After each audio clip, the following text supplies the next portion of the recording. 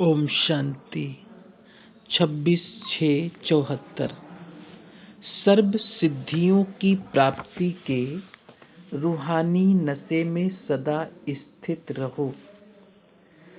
सर्व आत्माओं की जन्म पत्री को जानने वाले सर्व सिद्धियों के दाता वर्ल्ड ऑलमाइटी अथॉरिटी शिव बाबा बोले, आज ज्ञान सूर्य बाप हर सितारे के मस्तक पर तकदीर की लकीर देख रहे हैं।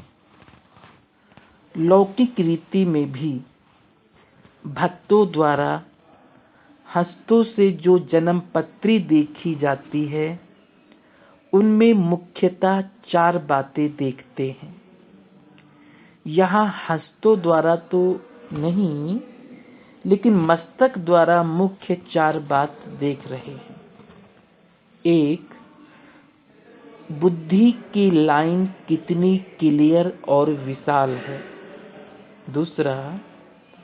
हर समय ज्ञान धन को धारण करने में तन के कर्म भोग से निर्विघ्न और मन से एक रस लगन लगाने में मरजीवा जन्म से लेकर अभी तक कहाँ तक निर्विघ्न चलते आ रहे हैं। 3.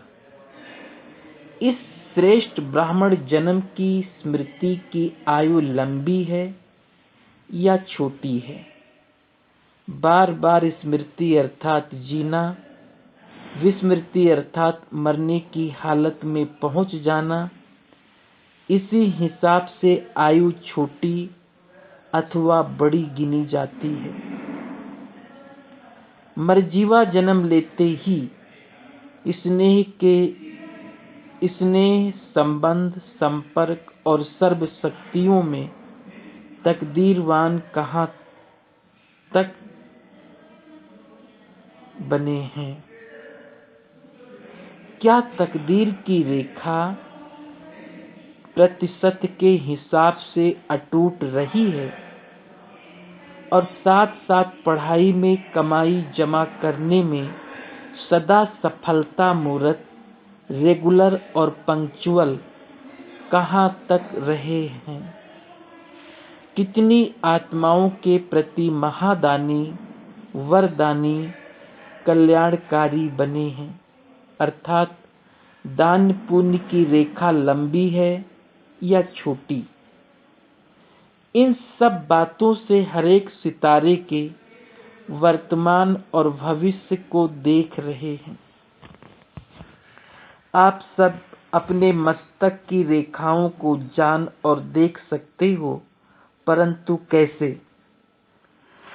बाप दादा के दिल तख्त नशीन बनकर, स्मृति के तिलकधारी बनकर, नॉलेजफुल और पावरफुल स्टेज पर स्थित हो देखेंगे तो स्पष्ट जान सकेंगे। अपनी पोजीशन को छोड़कर माया की अपोजिशन की स्थिति में व स्टेज पर स्थित होकर अपने को व अन्य आत्माओं को जब देखते हो तब स्पष्ट दिखाई नहीं देता। पोजीशन कौन सी है? आपकी अपनी पोजीशन कौन सी है जिसमें सब बातें आ जाती है? Master almighty authority. सदा इसी पोजीशन में स्थित रहते हुए हर कर्म करो तो ये पोजीशन माया के हर विघ्न से परे निर्विघ्न बनाने वाली है।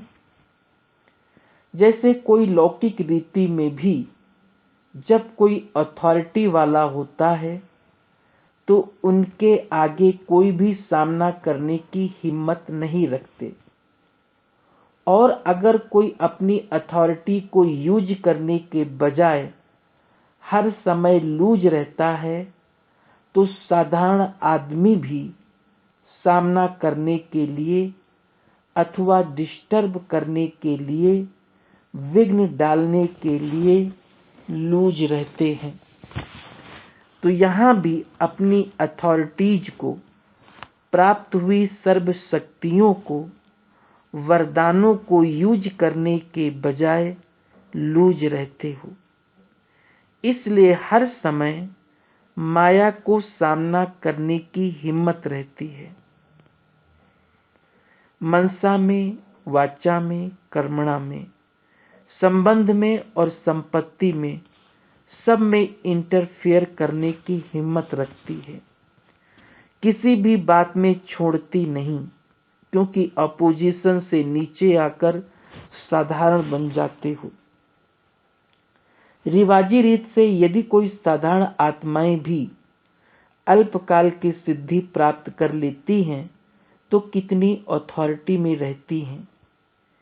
यहाँ सर्व सिद्धियां प्राप्त होते हुए, पहला चाहे सदा निरोगी बनने की सिद्धि, दूसरा चाहे कोई भी प्रकृति के तत्व को वश में करने की सिद्धि, तीसरा चाहे कोई दुखी, निर्धन व अशांत आत्मा को अविनाशी धनवान बनाने व सदा सुखी बनाने की सिद्धि, चौथा निर्बल को महाबलवान बनाने की सिद्धि, पांचवा संकल्पों को एक सेकंड में जहां और जैसे ठहराना चाहो वह संकल्प को अपने वश में करने की सिद्धि, छठा 5 विकारों रूपी महाभूतों को वश में करने की सिद्धि, सातवां नयनहीन को त्रिनेत्री बनाने की सिद्धि, आठवां अनेक परिस्थितियों